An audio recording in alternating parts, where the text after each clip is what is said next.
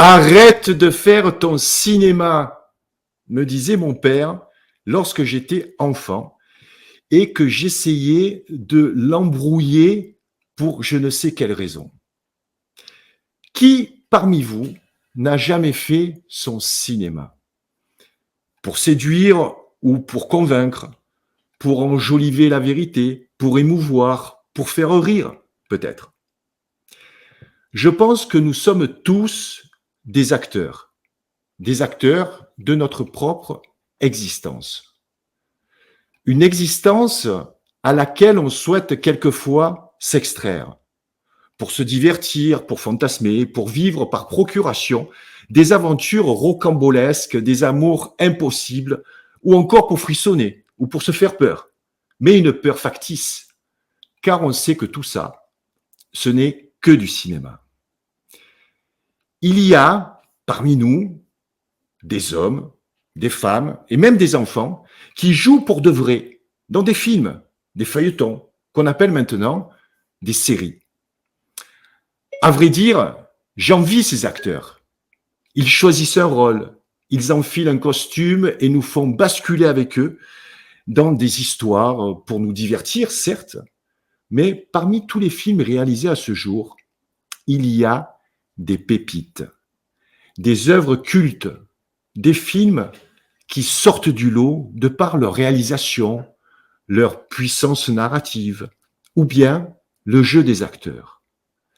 Les raisons sont multiples, diverses, car chacun de nous a des souvenirs de ces films qui lui sont propres. Ce soir, j'ai l'immense plaisir de recevoir un homme pour qui le cinéma a, on peut le dire, guidé son chemin de vie, puisqu'il en a fait son métier.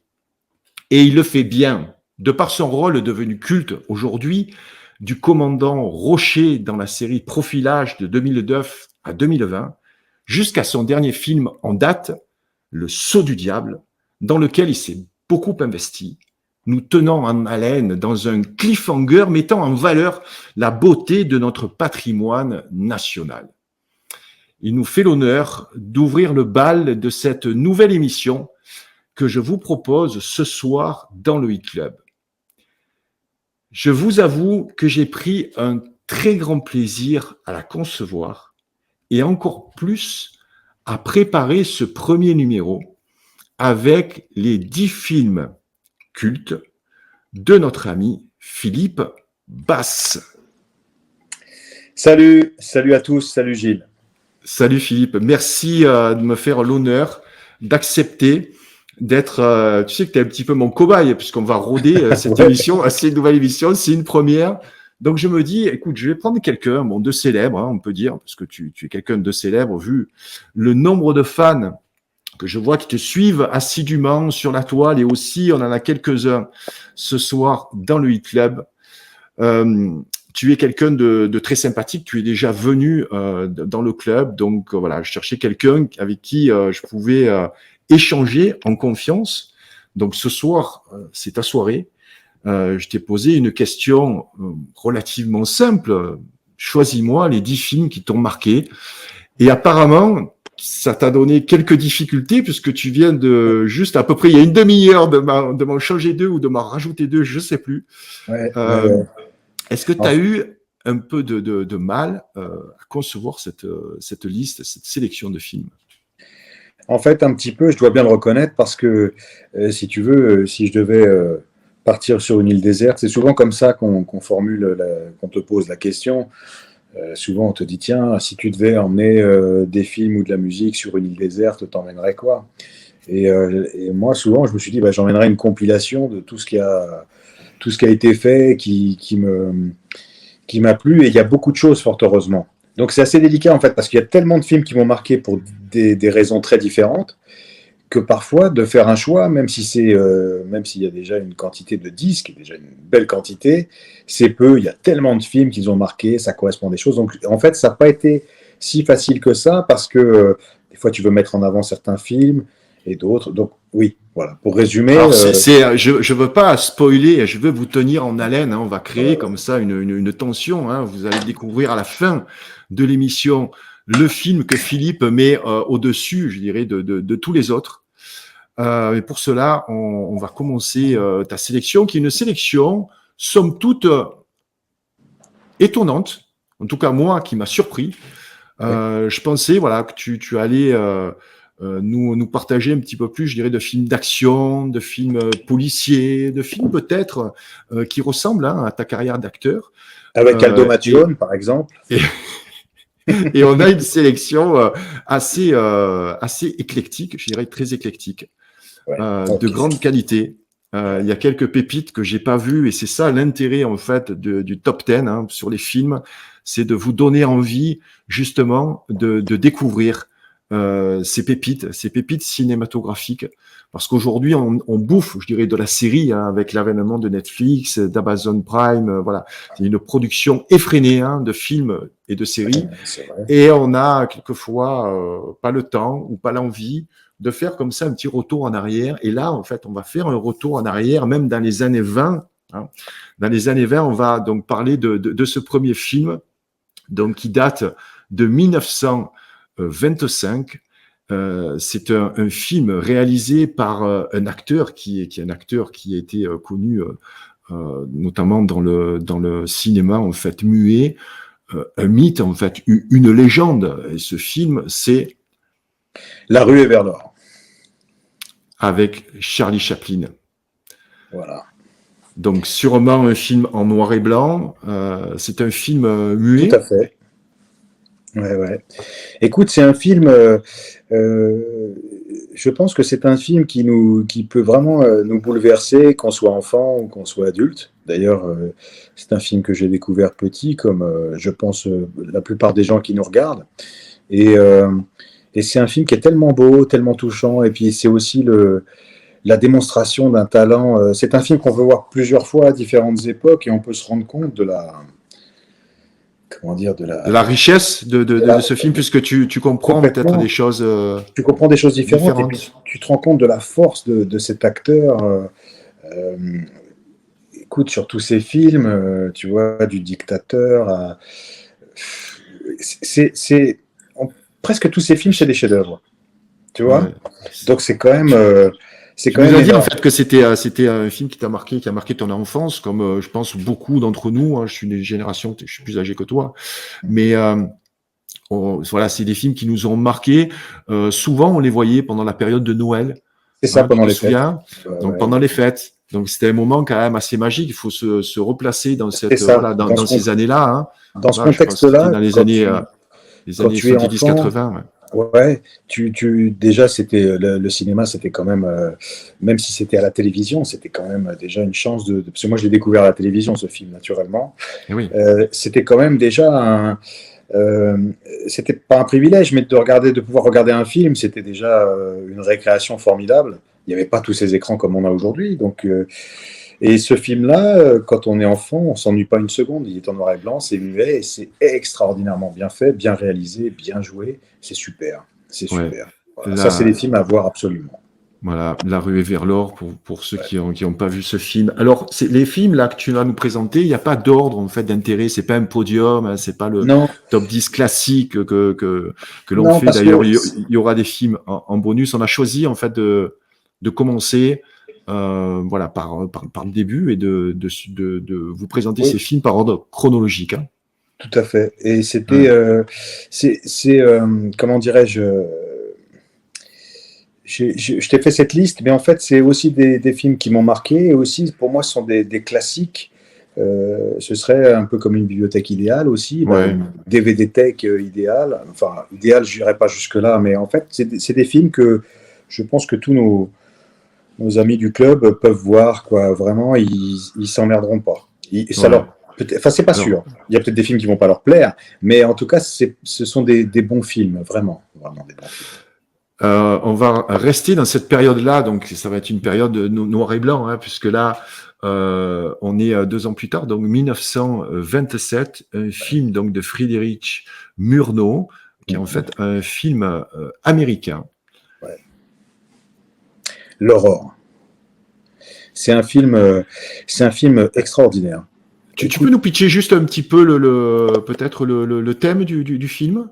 C'est assez dramatique. C'est assez C'est une dramatique. histoire d'amour, non? Ouais, c'est une histoire d'amour et c'est bouleversant. Je l'ai vu j'ai découvert ce film-là, écoute, en 2005.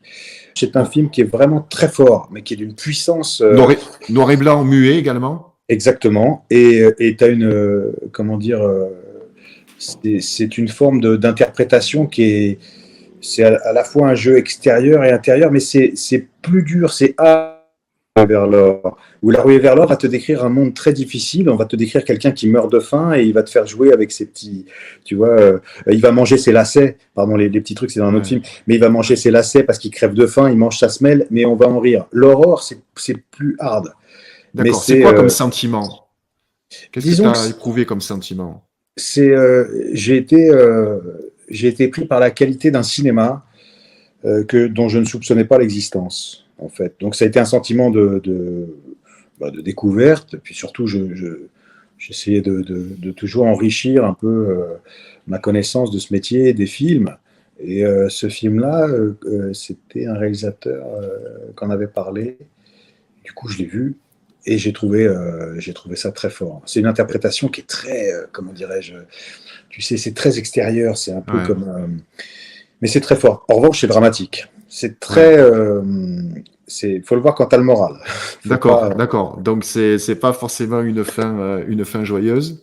C'est très puissant, mais il se passe des choses très fortes. C'est vraiment à voir. Mais ça fait partie des trucs où si un jour tu te poses la question de ce que c'est le cinéma, à quel moment ça a été fait, comment, pourquoi, de ce que ça implique quand tu filmes des scènes qui sont universelles. Hein, c'est des histoires d'amour, des drames. En fait, écoute, l'horreur, c'est une tragédie. Voilà. Oui. Est-ce que ce genre de film, vous en parlez lorsque tu travailles, par exemple, avec un réalisateur? Est-ce que vous parlez de ces monuments, de ces films-là, j'ai parlé de ces années-là? Est-ce que ça t'apporte quelque chose dans ton jeu d'acteur?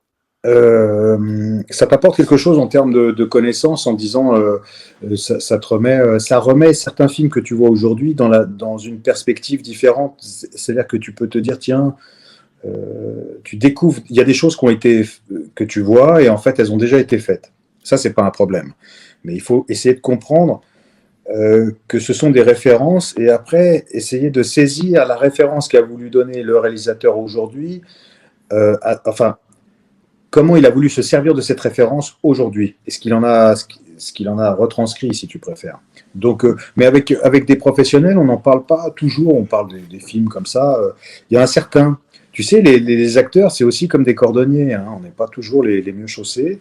On a tous... il y en a qui sont très fans, qui sont incollables en série, incollables...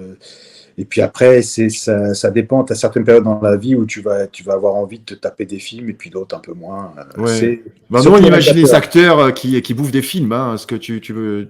C'est surtout les réalisateurs. C'est surtout les réalisateurs. Les acteurs ne sont pas forcément des cinéphiles, en fait. Je pense qu'ils le sont dans une certaine mesure parce qu'il faut nourrir la fibre. Si tu préfères. Mais après, il faut faire attention quand tu vois des films, ça peut t'inspirer, mais ça peut aussi un peu trop t'inspirer. Fausser ton jeu. Je n'irai pas jusque-là, mais on est un peu des éponges. Et c'est pareil pour un réalisateur, sauf que le réalisateur, il va apprendre aussi son métier en regardant beaucoup de films. Godard était critique, Truffaut, c'était des critiques de cinéma. C'est comme ça qu'ils ont pas appris que comme ça, bien sûr. Mais tu vois, Tavernier, qui était attaché de presse, ils ont bouffé des films. Mais après, c'est vrai que c'est plus ou moins réussi. Mais après, c'est comme ça qu'on apprend à faire des films aussi. C'est en comprenant, en observant le cadre, en essayant de comprendre quel est le sens. Les gens ont le sens du cadre et puis après, même si tu utilises un cadreur, il faut quand même savoir ce que ça raconte à l'intérieur de ce cadre, ce que tu as filmé, qu'est-ce que ça raconte et qu'est-ce que toi tu veux raconter. Un réalisateur, c'est quelqu'un qui veut raconter une histoire. Mais il y a des réalisateurs, comme des acteurs du reste, qui comprennent même pas ce truc-là. Ils se disent, nous, on va faire un truc. Ils sont dans une autre approche. Alors que la base, c'est ça, c'est raconter une histoire. Comment la raconter et dans ta manière de le filmer, c'est pas seulement en faisant parler un acteur, c'est dans ta manière de filmer, ça va déjà raconter quelque chose. Et ça, parfois, tu as l'impression que certains réalisateurs, ils nous disent pas forcément ce qu'ils vont faire, mais tu as l'impression qu'ils passent à côté de ça. Peut-être, pas tous évidemment, la plupart, ils ont bien compris ça. tu vois. Alors, il y a un film que tu as sélectionné, c'est un film de 1942. On reste toujours aux États-Unis. On verra à Ouais, la fin de ta liste que tu es très influencé quand même par le cinéma américain, hein. C'est ouais. une très grande Après, majorité le des cinéma films. américain, il est fait aux États-Unis, mais il est souvent fait par des émigrés européens. Ouais. Tu vois, donc en fait, Avec une forte influence aussi française de la complètement. nouvelle vague, hein. Tu Ouais. vois, on va pas en Et, parler parce qu'il fait pas partie de la liste, mais un mec comme Douglas Sirk, qui était allemand, je crois, qui a fait tous les mélos aux États-Unis dans les années 50. Tu vois, il y a tous les réalisateurs, même aujourd'hui, même tu vois Verhoeven, ou, enfin, il y a Ridley Scott, tu vois, c'est des films américains, mais en fait, ce sont des Anglais ou des Allemands ou des, tu vois. ouais, c'est surtout le financement en fait qui est américain. Alors là, tu as choisi un film de 1942, encore donc un film qui a été produit aux États-Unis. Raoul Walsh, le réalisateur. C'est un film en fait que je ne connaissais pas. Ça me voilà. Après, quand j'ai lu le synopsis, ça m'étonne pas Gentleman Jim.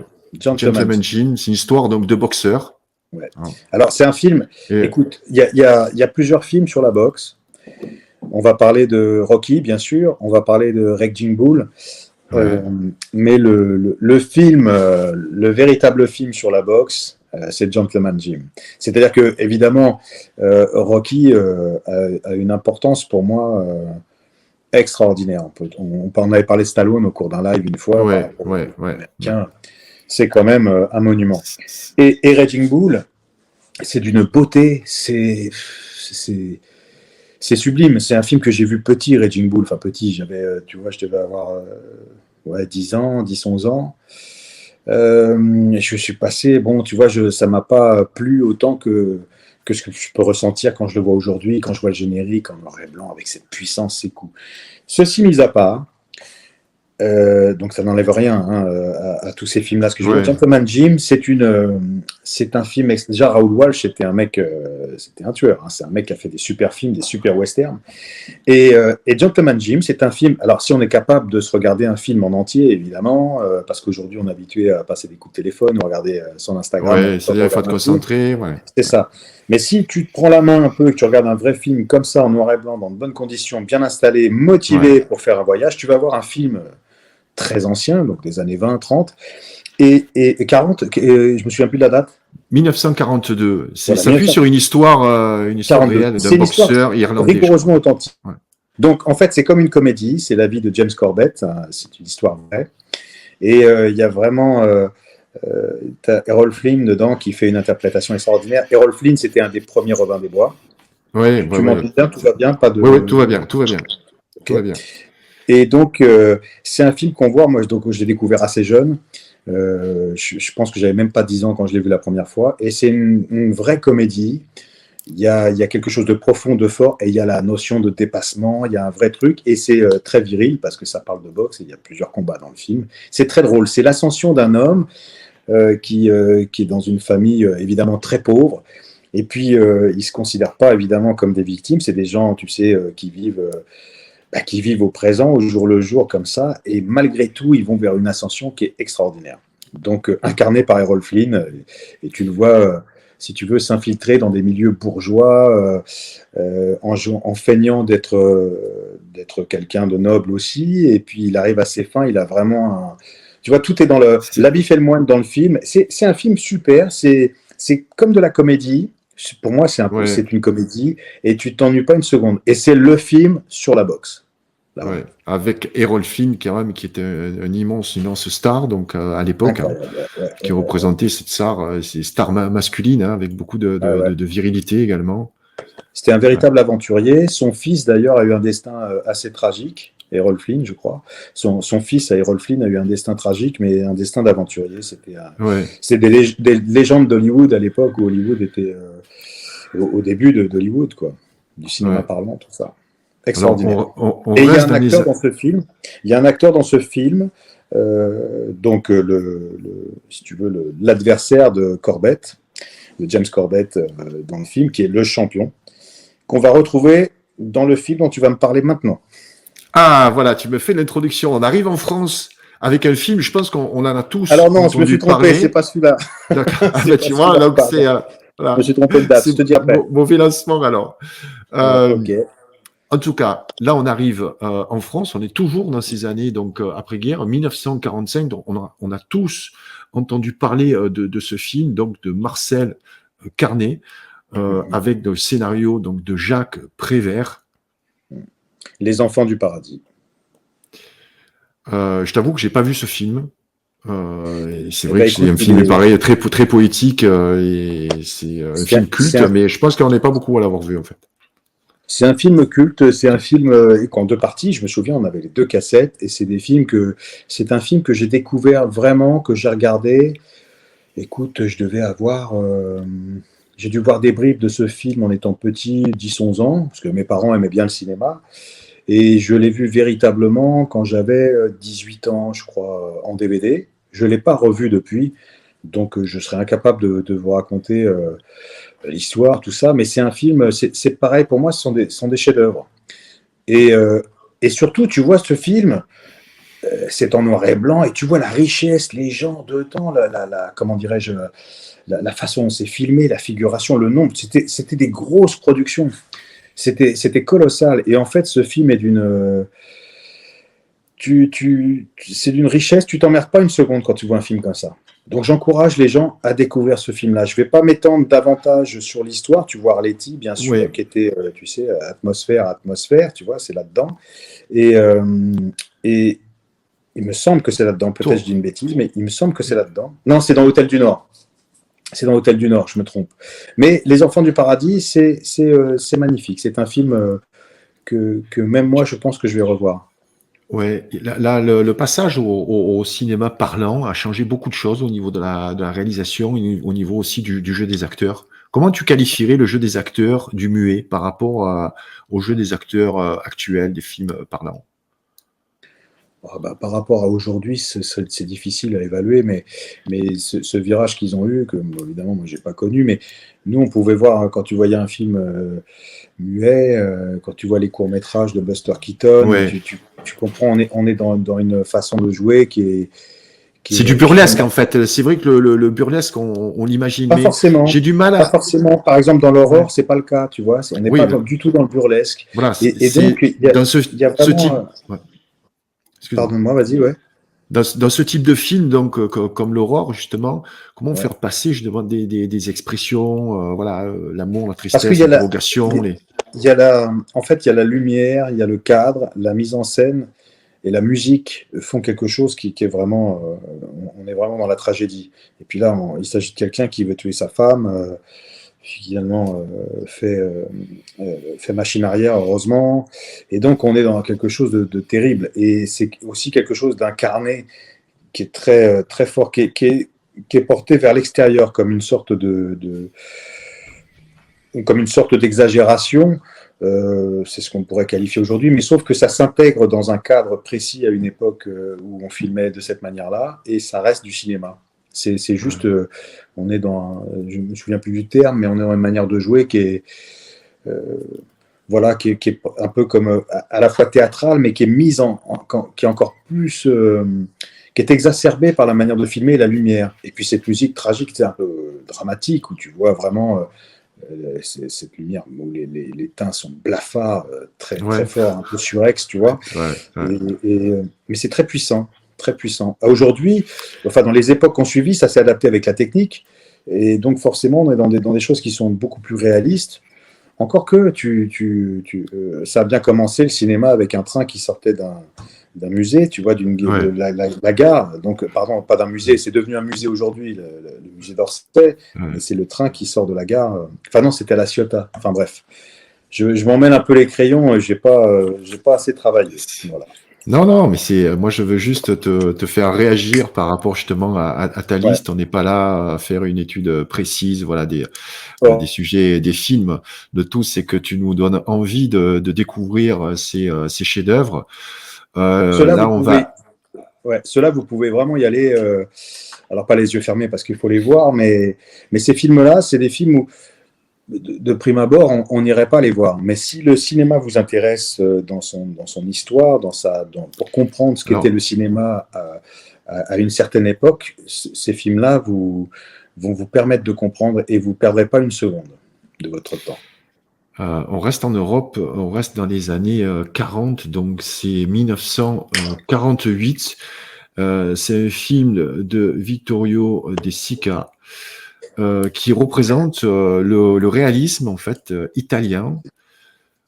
C'est un film là encore en noir et blanc. C'est ça, ouais. Le voleur de bicyclette. Écoute, c'est un chef-d'œuvre. C'est vraiment, c'est le chef-d'œuvre. C'est ce qu'ils appellent le néo-réalisme. D'ailleurs, bah, attends, là, je bouge un peu. Tu Alors vois, juste pour pitcher le film, voilà, juste tiens, je vais te le pitcher. Tu vois, là, je l'ai là. ouais, C'est vraiment, ok. c'est sublime. En fait, tu vois tout ce qu'était l'Italie à cette période-là, et tu vois des gens qui vendent leurs draps pour bouffer. Tu vois, ils vont dans un endroit, ils amènent du linge et ils le vendent pour avoir quelques pièces pour pouvoir se nourrir. Tu vois une misère colossale, et tu vois comment ces gens-là comment ils vivent à l'intérieur d'une ville. Et puis tu vois évidemment tous les rapports humains, et tu vois un mec avec son vélo et un enfant. Et c'est C'est en énorme. fait c'est quelqu'un c'est un homme qui va se faire voler son vélo en fait. Hein. Voilà, c'est ça, le Et voleur de c'est bicyclette. c'est en fait son accessoire de travail, hein, son instrument de travail. Il s'en C'est sert donc pour aller c'est- bosser. c'est- Ouais. c'est- c'est plus que son Et travail, c'est-à-dire que c'est sa c'est survie. quasiment tout, sa survie. Ouais. C'est Ouais. sa survie. Et donc, ça va être tout le chemin qu'il va parcourir. Bon, il ne faut pas dévoiler le film, mais Ouais, bien c'est pareil, sûr, c'est un film, bien sûr. faut être prêt pour le voir. Et c'est pas, on va pas voir Indiana Jones. Et Dieu sait que j'adore Indiana Jones. Mais en revanche, c'est un classique, et ça donne une dimension de ce que peut être le cinéma, de ce que ça raconte, et de la qualité des plans, de la force des interprétations. Et c'est parce qu'il y a un petit qui joue dedans, euh, qui pleure à un moment donné, évidemment.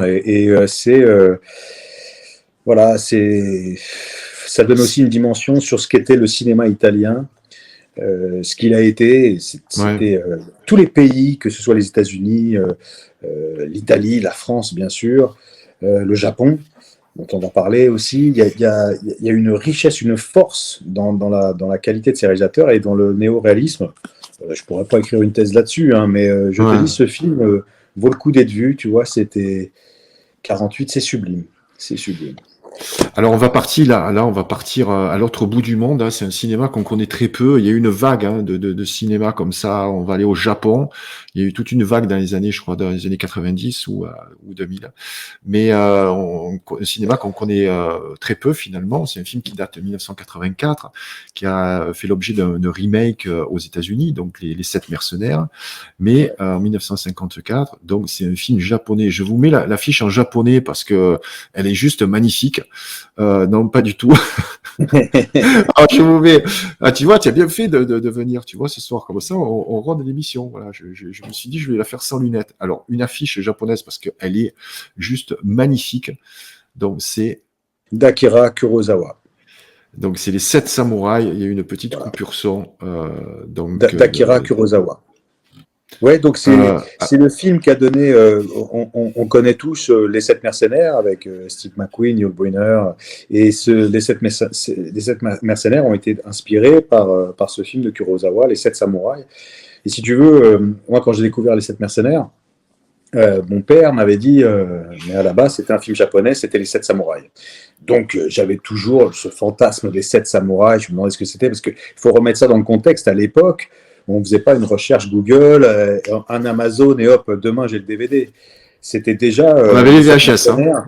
On avait de la chance que ça passe à la télé, on le voyait en français. Mais à l'époque, je vous le dis, messieurs, dames, à l'époque, et vous le savez si vous avez le même âge que moi, les films, les westerns, les films américains dans les années 60, 70, 80 étaient doublés par des voix françaises qui étaient extraordinaires. Parfois, le film était mieux en version française qu'en VO. C'est le cas pour Le Bon, la Brute et le Truand, par exemple.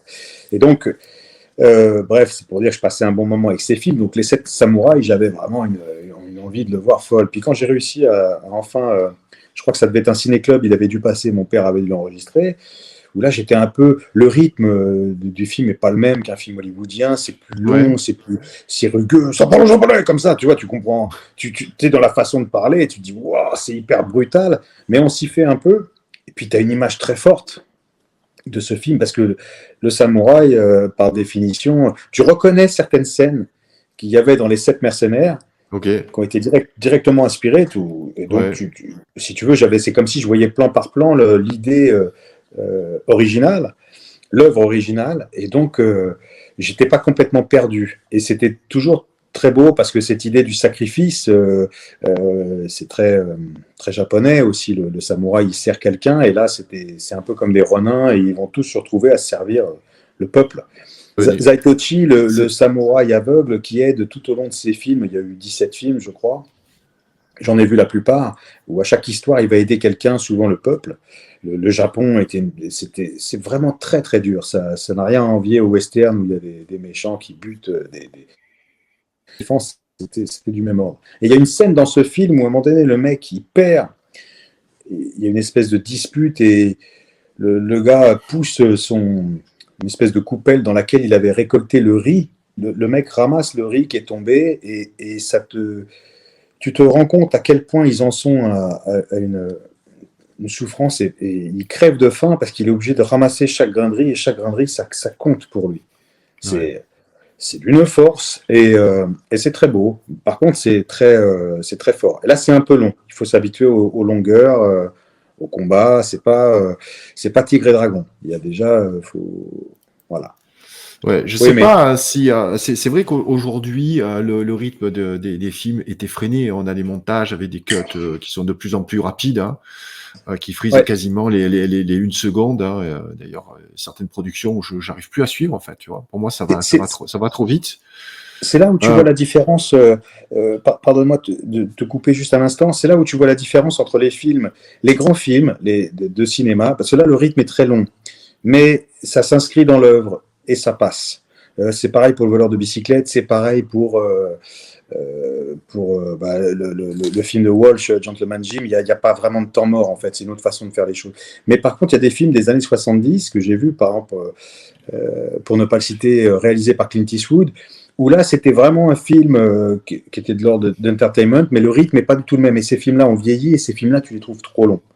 c'est- c'est- Ça s'inscrit vraiment dans le rythme de l'œuvre. Tu peux pas le changer, c'est comme ça. Alors que des films où tu veux distraire, où tu veux aller vite, ceux-là ont tendance à vieillir quand ils ont été faits dans les années 70, 80. Pour moi, c'est là la différence dans un grand film. C'est quand un grand film est un film, bon, distrayant à l'époque, mais ouais, pas plus que ça. En réalité, c'est sur le temps que tu vois la différence, en fait. Le temps ouais. donne raison. J'ai une question justement concernant les doublages. Tu me parlais donc de ce film japonais, donc Les Sept Samouraïs. Ouais. Donc là, il y a une très très grosse différence voilà, je pense que Alors là, je sais pas si là c'est un film qui a été doublé. Là, il était non. sous-titré en fait. Ils ont gardé la version originale. C'est pour ça où tu entendais les Ok. acteurs dans leur langue Euh, d'origine et c'était pas du tout. Non, ça, c'était pas doublé. Est-ce que ça te gêne pas est-ce que les doublages ne te gênent pas lorsque tu vois par exemple des films voilà en anglais tournés originellement en anglais avec un doublage français donc déjà où il y a le labial mais bon le labial tu peux un petit peu le gérer Ouais. mais il y a surtout la voix en fait c'est pas la voix de l'acteur. Est-ce qu'il y a une différence? Je sais pas si tu as vu. Est-ce que tu as eu certains de tes films qui ont été doublés en anglais par exemple ou dans d'autres langues? En anglais, j'ai pas vu, mais j'ai vu en italien la série Ok, Profilage et ouais. je trouve ça plutôt réussi et rigolo. Après, pour une Est-ce série que ça comme la change? mienne, Est-ce que ça change le jeu d'un acteur, le fait d'avoir une voix différente ou tu peux pas jouer exactement oui, oui, comme tout à l'acteur, fait. non? Non, c'est Parce que clair. Et puis, si après, je trouve que c'est pour ça que je t'en parlais par rapport au film des années 60, 70. Je trouvais que c'était très bien doublé parce qu'on s'était habitué à la voix française de Clint Eastwood, de Steve oui, McQueen. il y avait des voix identifiables. Hein, on se Voilà, souvient de celle de Stallone aussi. Ouais, voilà, exactement comme la voix de Bruce Willis également. Ça passe. Mais il est arrivé à un certain âge où c'est pas possible pour moi aujourd'hui de voir un film en version française. Je ne peux pas. Si jamais ouais, le écoute. film repasse à la télévision, je vais avoir plaisir à le regarder en français. Tu vois, je vais D'accord. pas chercher, mais personnellement, je peux plus voir un film, je l'ai fait, mais maintenant, je peux plus voir un film en version française. Est-ce que les personnes qui doublent comme ça les acteurs sont eux-mêmes des acteurs? Oui, bien sûr, ce sont des acteurs. Il faut jouer Euh, en ce- fait en même temps. Donc, oui, ils jouent. Alors, en fait, ils arrivent à poser leur timbre qui est particulier. C'est des acteurs qui ont des voix qui correspondent souvent, on va les chercher pour ça, ils ont des voix qui correspondent à l'idée qu'on se fait du personnage. ouais. Et surtout, ils ont cette habileté, dans la correspondance qu'on pourrait avoir avec la bouche, tout ça, ils arrivent quand même à faire passer le truc. C'est vraiment un métier, c'est vraiment, il faut vraiment avoir beaucoup de talent pour le faire. Et il faut en même temps ne pas être complexé, il faut vraiment y aller, il faut prendre le pas sur l'interprétation, il faut oublier l'interprétation, enfin la voix de l'acteur original et mettre la sienne. Mais je pense que quand les acteurs le font, moi ça m'est arrivé de le faire 2 fois, mais quand on le fait, on ne se pose pas la question, on y va, on le fait. Et puis on essaye on est vraiment imprégné, c'est notre boulot, on est imprégné de l'histoire, de ce que Ok. vit le personnage. Donc, mais c'est pas la même chose. D'accord. T'as fait du doublage alors? Ça m'est arrivé de le faire 2 fois, ouais. D'accord. Une fois, c'était un film italien, c'était un jeune boxeur. Il parlait très peu, c'est pour ça qu'on m'a engagé. Et puis, et puis une autre fois, c'était un jeune Allemand dans un sous-marin qui justement choisissait de pas tirer. Il y avait un truc, c'était super, c'était chouette. C'était deux beaux un téléfilm pour Canal+ aussi. C'était un bon exercice pour moi. Ouais. Alors, est-ce que tu aimes, on a parlé des 7 samouraïs, hein, on a parlé aussi donc des 7 mercenaires. Est-ce que tu aimes les westerns? Là, tu as Bien choisi sûr, donc un western mythique, donc de 1900. Là, on est en 1959, Howard Hawks, bien ouais. sûr, aux États-Unis. Rio Bravo. Rio Bravo, c'est un film, écoute, c'est un film extraordinaire. C'est un film qu'il faut regarder quand on aime le western. Si on n'aime pas le western, c'est pas la peine de regarder ça. Ouais. Il y a 2 westerns qu'il faut absolument voir, c'est Rio Bravo et Le train sifflera 3 fois. Il y a aussi plein de versions d'Hockey Choral qui ont été faites, tu vois, même des Peut-être une fois dans récentes. l'Ouest, peut-être, non? C'est autre chose. C'est très beau, c'est super, mais c'est pas ma tasse de thé. J'aime beaucoup, hein, y a pas de problème, mais pour moi, c'est autre chose. Rio Bravo, c'est un film que tu peux te regarder ça une fois par an. Le train sifflera 3 fois, qui est en noir et blanc avec Gary Cooper. Tu vois, j'ai hésité entre les deux. C'est un Ouais. film extraordinaire aussi. Dans ces westerns, c'est toujours la même chose. C'est le principe du film américain, c'est le héros seul contre tous. Et si tu veux, il va faire face à tout ce qu'on peut ressentir en nous de lâcheté, de j'y vais pas, comment je vais réagir par rapport à telle situation. Tout me pousse à renoncer et pourtant j'y vais. Et c'est un film superbe avec il y a une histoire d'amour, il y a un jeune, il y a un vieux, il y a Dean Martin qui est en proie à l'alcoolisme et qui est très très fort, qui a un jeu magnifique. Et là, c'est pas le Rat Pack, hein. Tu le vois, Dean Martin qui joue, qui est presque, qui est à la limite de la, comment dire, qui est limite clochard dans le film et puis qui va se reprendre, qui va se ressaisir. Il a une beauté dans le regard, il a l'œil humide en fait, c'est un super film. Mais il faut le savoir. Il faut savoir avant. Si tu le regardes comme ça sur Paramount Channel, tu vas te dire ouais, bon, machin. Mais en fait, si tu sais ce que c'est, ce que ça représente, tu le regardes du début à la fin avec du son. En fait, le film il est formidable, formidable. Ça, c'est des classiques du cinéma. Cette épopée de l'époque, c'est une manière de raconter des thèmes universels qu'on a.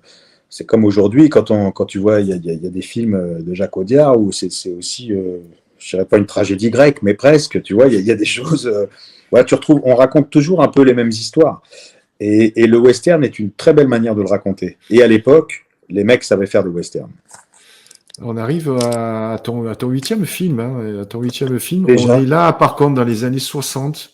C'est 1961. C'est un film qui fait partie bon, là, d'une trilogie mythique, hein, des dialogues donc de Michel Audiard, réalisation Gilles Grangier. Grangier. C'est 1961 avec l'immense Jean Gabin. Ouais, le cave se rebiffe. Écoute, voilà, premier film français de la liste. Enfin, écoute, il y en a d'autres, hein, ce film-là, si on veut vraiment passer un bon moment et on veut rigoler, voilà, c'est ce film. Alors Là, on ça fait rigole. partie des Tontons Flingueurs et aussi donc touche pas au Grisby, hein. Oui, C'est avec oui et ces, non. Oui, oui et non, voilà. c'est pas le même réalisateur, c'est pas tout à fait la même veine, c'est pas du Mais tout la il y même a du façon Michel d'être Audiard réalisé. quand même. Exactement, c'est les Il y a dialogues la de patte Michel de Michel Audiard. Audiard. Ouais. C'est ça, alors là, c'est. Sauf que c'est beaucoup moins audacieux. En termes de mise en scène, c'est plus classique, je dirais, ce serait plus académique, entre guillemets, que les Tontons Flingueurs. Ou en fait, si tu regardes le Tonton Flingueur sans le son, tu vois que les images, il y a des plans, tu as même des effets avec des dioptries où tu vois le plan sur la chope de bière et Jean Lefebvre qui sont nets, alors qu'on ne peut pas être net quand il y en a un qui est au premier plan et l'autre au second plan. Donc il y a vraiment. Les Tontons Flingueurs, c'est une autre manière de réaliser. Il y a une musique qui est très forte, c'est du tire-bouchon, tu vois ce que je veux dire, c'est autre chose. Le Caf sur Bif, on est dans quelque chose d'académique, mais alors, chaque phrase fait mouche à la perfection. Chaque Et phrase, c'est un coup de poing, c'est une gifle, et c'est à mourir de rire. Ouais, mais celui-là, c'est un gabarit exceptionnel. Si la connerie se mesurait, il servirait de maître étalon. Il serait à Sèvres. Les bénéfices, ça se divise, la réclusion, ça s'additionne. Mais alors, que ce soit parce que ça fait film de macho et tout, mais pas du tout. Tu as des femmes, t'as Martine Carole, tu as une autre actrice, je me souviens pas le nom, qui donne la réplique à Gabin, qui est une femme qui a toujours été dans le milieu, ce sont des gangsters, hein. C'est du caviar. C'est vraiment, il n'y a rien acheté. La femme de Blier, évidemment, il y a Bertrand Blier, il y a Maurice Biraud, Bertrand Blier, Bernard Blier, Maurice Biraud, Gabin, naturellement, et c'est du caviar. Alors là, si on veut passer un bon moment, si on veut vraiment rigoler, voilà, ce film-là, c'est un chef-d'œuvre. Alors un film qui se délecte hein, lorsqu'il y a Ouais, des dialogues écrits aussi finement et avec le talent quand même de Michel Audiard. C'est ouais, comme je dirais des textes de chansons hein, qu'on a, je complètement. pense, plaisir à Ah ouais, interpréter. Il y a des répliques ouais, cultissimes hein, culte. Tu as que tout à fait raison. voilà. C'est comme, pour moi, c'est du même ordre que les bronzés. J'adore les bronzés. Non, mais les bronzés font du ski.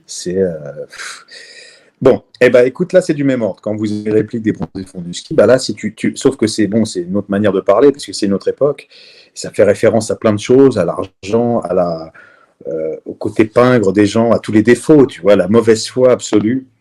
Et c'est à mourir de rire. C'est comme interprétait, quand De Funès interprétait des personnages qui était fort avec les faibles, faible avec les forts. Bah, tu vois, il y a quelque chose de cet ordre-là là-dedans. Et c'est très jouissif de voir les défauts que nous avons tous en réalité, tu vois, mis en exergue comme ça dans cette aventure de malfrats. Alors, neuvième choix de Philippe, neuvième film culte. Là, tu m'as fait plaisir parce qu'on arrive dans les années 80. Tu Ouais, sais que moi, dans mon émission Top of the Rock, dans l'émission musicale, les années 80, je les appelle les années d'or. ouais, ouais, Donc, des années fantastiques. Pourquoi? Parce que à cette époque-là, j'avais à peine une vingtaine d'années. ouais, C'est un film de 1985. ouais, Donc, c'est John Hughes. ouais. C'est un film qui nous a, je pense, qui a marqué toute une génération avec une musique, un single donc de Simple Minds, un groupe qui est extraordinaire, donc je parlerai dans Top of the Rock. Et c'est un film qui a émoustillé pas mal, je pense, d'adolescents. Ouais, ouais, ouais. Ce film, c'est Breakfast Club. Écoute, ce film, il était top parce que vraiment, déjà, il n'a pas tant vieilli que ça. Si c'est un euh, film que tu regardes aujourd'hui, il a une facture qui est magnifique. Il y a un grain, tu vois la péloche. Il y a tout ce qu'on peut retrouver de provocation. Il y a une espèce d'échantillon de ce que peut être la société américaine à cette époque-là, avec des gens qui sont plus ou moins bourgeois, des gens qui sont introvertis, des gens qui le sont moins, d'autres qui sont en provocation. Il y a le lutteur, le rebelle, la petite bourgeoise, etc. Oui. C'était des films à l'intention des teenagers. Je sais pas s'il y a un C'est un film nom qui, cette catégorie, mais je sais pas mais si c'est l'attention des teenagers parce qu'il est beaucoup plus profond que ça. John oui, Hughes, mais en surface, malheureusement, en c'est surface, oui. dans un John Hughes, lycée, voilà. malheureusement, est mort assez jeune. Écoute, je crois qu'il est mort même pas dans les années 2000. Et dont il a fait La folle journée de Ferris Bueller. Il a fait des films très très drôles, mais très profonds. À chaque fois qu'il joue sur les sentiments humains, ce qu'on peut avoir, l'abandon. Il a fait un film où un mec se retrouve coincé avec un autre gars parce qu'il loupe un avion, que c'est la tempête hivernale, donc ils peuvent rien faire. Ils sont obligés de rester ensemble pendant 48 heures. Et à la fin, le gars ne rêve que d'une chose, c'est de se débarrasser de ce type. Et puis il y arrive et en fin de compte, il peut plus se passer de lui parce qu'il s'est rendu compte que ce gars-là ça a fait comme un miroir et il a vu tout ce qu'il était. C'est très profond, très sympa et c'est tellement bien fait qu'on prend une leçon sans avoir une masturbation intellectuelle. C'est vraiment super. Et Breakfast Club, il y a aussi quelque chose qui nous touche parce qu'il y a aussi le sentiment amoureux qui naît chez les uns, la confrontation, et aussi, c'est vrai que moi j'ai découvert ce film. Si tu regardes les acteurs aujourd'hui de ce film, c'est là que tu vois que c'est du grand cinéma. Tu regardes le look qu'ils ont là, ils étaient à la mode de l'époque, mais si tu les regardes encore aujourd'hui, ils sont pas démodés. C'est-à-dire que même quand tu les as regardés 10 ans après, 20 ans après, et aujourd'hui maintenant c'est 30 ans après, tu vois que quand quelque chose est bien fait, qu'il est bien dans son jus, qu'on n'en fait pas des caisses, ça ne vieillit pas. T'as pas envie de te moquer quand tu le vois. C'est comme si tu regardes aujourd'hui 9 semaines et demie, ou que tu l'as regardé il y a 10 ans ou il y a 20 ans, pareil, c'est les mêmes années, le costard de Mickey Rourke, il lui ira pendant 100 ans. Kim Basinger, elle sera belle pendant 100 ans. La péloche, la façon, c'est nickel. Et Breakfast Club, il y a quelque chose, au-delà de l'esthétique, il y a quelque chose qui nous touche. Il y a vraiment une confrontation avec tous ces élèves qui se retrouvent collés. Ils ont comme pour point commun d'être collés le même jour, un jour où ils ont autre chose à faire. Leur vie en dépend et ils sont dégoûtés et ils vont se retrouver à être obligés de vivre ensemble une aventure, quelque chose, dans une salle de classe, dans un collège. Et en plus, moi je voyais ça, c'était aussi une culture américaine qu'on avait tendance à idéaliser parce que c'était des structures qui sont plus grandes que les nôtres, c'était des fringues qu'on n'avait pas, c'était déjà ils s'étaient un peu émancipés parce qu'ils n'avaient pas peur d'être rebelles, d'avoir des mitaines. La fille, elle était ce qu'elle était, l'autre. Et puis non, vraiment, c'est des films super. Alors évidemment, les problématiques aujourd'hui des jeunes sont plus les mêmes. Mais c'était intéressant à l'époque. C'était pas une provocation gratuite. C'était pas un rebelle sans cause. On comprenait que ce côté rebelle du gars venait de quelque part, d'une névrose. C'était pas seulement un problème familial existentiel. Pas seulement une façade. Alors tu sais, moi, c'est le type de film. C'est le type de film qui me replonge en fait dans ces années d'or.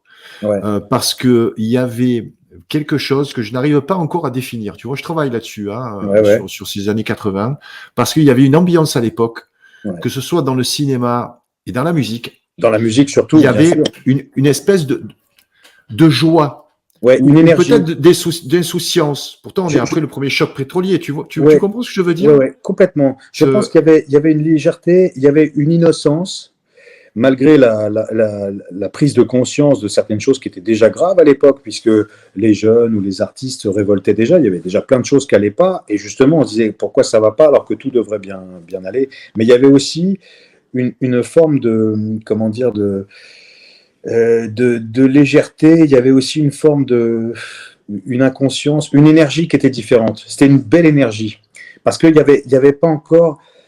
On avait encore l'espoir que les choses puissent changer si on en parlait. On avait encore l'espoir qu'en faisant les choses, ça allait peut-être les changer. Alors que force est de constater qu'aujourd'hui, c'est différent. Aujourd'hui, on a beau savoir pas mal de choses, on se rend compte que rien ne change et même ça s'aggrave. Donc on se dit, tiens, c'est curieux. Et donc on a tendance à se renfermer un petit peu. Là, à cette époque-là, il y avait ce truc comme une innocence pour moi. Il y avait une véritable innocence. C'est pour moi des années très colorées. Oui. Tu vois, ça me fait penser au fluo, ça me fait penser à cette mode qui n'était pas, je pense, pas aussi putassière qu'aujourd'hui. Non, tu vois, il y avait encore un peu je pense, de pudeur, même dans ce côté hyper sexy de l'actrice. Voilà, qui joue cette bourgeoise, mais bon, on sent qu'elle a du sex appeal, quoi. Tu vois. Elle est magnifique. Elle est profonde. Il y avait une profondeur derrière ça, ouais. Écoute, on arrive sur le 10e film. Alors, je vous avais dit au début de cette émission que le 10e, ça serait le film que Philippe choisit et qui place au-dessus de tous. Mais en fait, comme il arrêtait pas de m'en rajouter, on va avoir 4 films en fait en bonus. Ouais. Donc, t'as pas pu en fait t'arrêter à une dizaine de films. Donc, on va quand même les faire. Hein. On s'en fout que l'émission s'appelle Top 10 parce que il y a un film tu pouvais pas passer à côté de celui-là. Si tu ne l'avais pas sélectionné, Philippe, je peux te dire que tu m'aurais beaucoup déçu. Ah oui.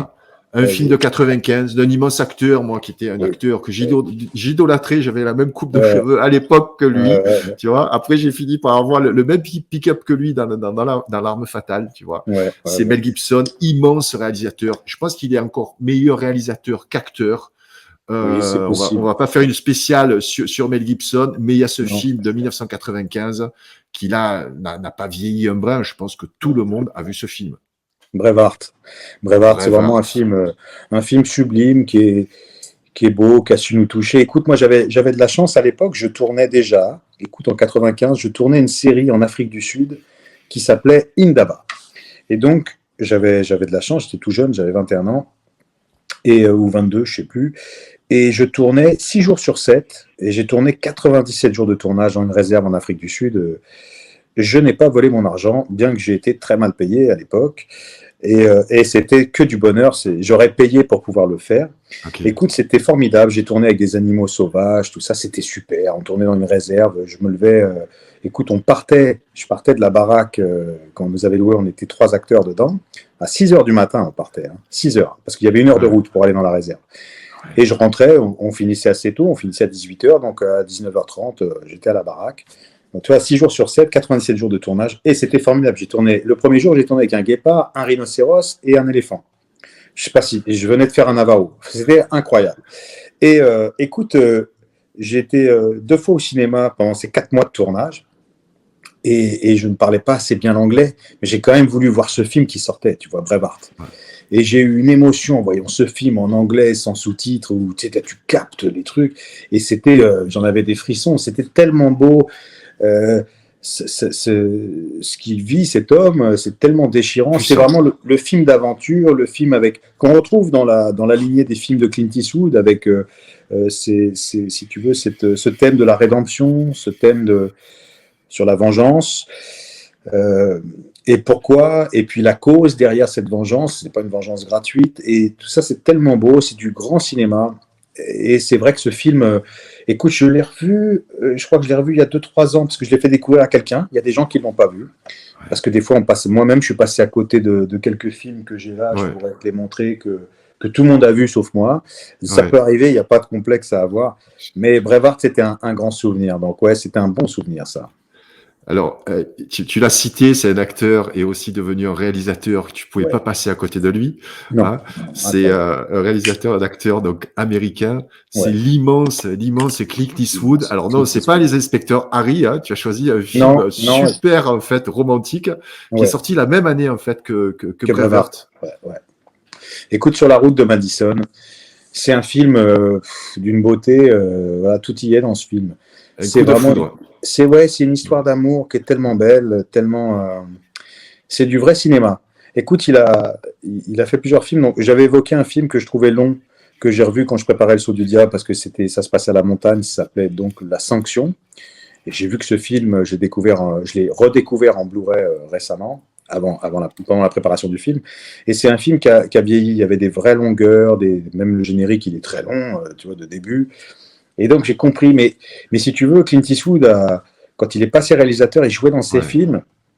Et on voit son évolution jusqu'à ce qu'il fait aujourd'hui. C'est incroyable, ce savoir-faire. Et puis, en plus, il sait bien se mettre en scène. C'est super. Et puis, c'est tellement humain. C'est ça, le cinéma. Ça nous raconte ce que nous sommes tous, en fait. Le bon et le moins bon. Et Sur la route de Madison, c'est tellement... c'est l'histoire d'amour parfaite et tragique en même temps, parce que voilà, quand vous verrez le film, vous verrez. Mais c'est très beau, c'est une autre manière de voir Clint Eastwood. C'est pas seulement l'inspecteur Harry, Clint Eastwood, c'est pas seulement Grand Torino. C'est des choses comme ça. Il y a plein de films. Je peux pas dire que je suis romantique. Je pense que si, en fait. Ah, ta sélection t'a trahi, hein. Je Euh, te dis, ta sélection t'a trahi un petit peu. tu sais, sans aller dans la sensiblerie, on est très touché quand on voit le voleur de bicyclette bon, c'est vrai que les westerns, mais quand je te parlais de Rio Bravo et de Dean Martin, il y a quelque chose de très émouvant.